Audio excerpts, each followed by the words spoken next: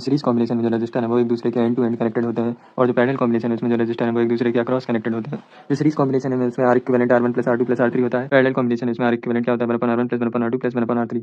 Series combination में जो current है वो क्या होता है सेम होता है और वोल्टेज होता है different. Parallel combination current different होता है और वोल्टेज होता है सेम। अब इसे याद रखने की ट्रिक है जैसे कि सीरीज कॉम्बिनेशन में हम लोग याद रखने के लिए क्या यूज करते हैं SIV, यानी कि सीरीज में करंट क्या होता है सेम और वोल्टेज क्या होता है डिफरेंट। और जो पैरेलल कॉम्बिनेशन है उसे याद रखने के लिए हम एक ट्रिक है वो क्या होता है PVR, यानी कि पैरेलल कॉम्बिनेशन में जो वोल्टेज है वो होता है सेम एंड करंट होता है डिफरेंट। किसी भी सर्किट को सॉल्व करने से पहले हमें सबसे पहले क्या निकालना होता है इक्विवेलेंट रेजिस्टेंस और उसके बाद हम लोग क्या निकालते हैं करंट। क्या निकालना है इस क्वेश्चन में कि वोल्टेज अक्रॉस 3 ओम रेजिस्टर। तो हमें पता है कि फर्स्ट स्टेप क्या है, इक्विवेलेंट रेजिस्टेंस निकालना है। तो हम देख सकते हैं ये दोनों रेजिस्टर एक दूसरे के एंड टू एंड कनेक्टेड है, यानी ये किसमें सीरीज कॉम्बिनेशन में, तो इसमें इक्विवेलेंट क्या आ जाएगा इनका 3 + 2 यानी कि 5 ओम के बराबर। अब हमें सेकंड स्टेप में करंट निकालना होता है। तो करंट निकालने के लिए हमें क्या ओम्स लॉ यूज कर सकते हैं, इक्वल टू IR। तो इसमें हमें वोल्टेज दिया है 5 वोल्ट, तो हम इसमें वैल्यू पुट कर देंगे और रेजिस्टेंस कितना दिया है 5 ओम, जो हमने फाइंड किया है कितना आ गया 1 एम्पियर। ये क्या आ गया हमारा करंट सर्किट में फ्लो हो रहा है। हमें पता है सीरीज कॉम्बिनेशन में करंट है उसकी वैल्यू क्या होती है सेम, यानी जो 3 ओम रेजिस्टेंस के अक्रॉस करंट है वही 2 ओम रेजिस्टेंस के अक्रॉस करंट होगा। वोल्टेज अक्रॉस 3 ओम रेजिस्टेंस लगा देंगे और इसमें क्या आ जाएगा 3 वोल्ट।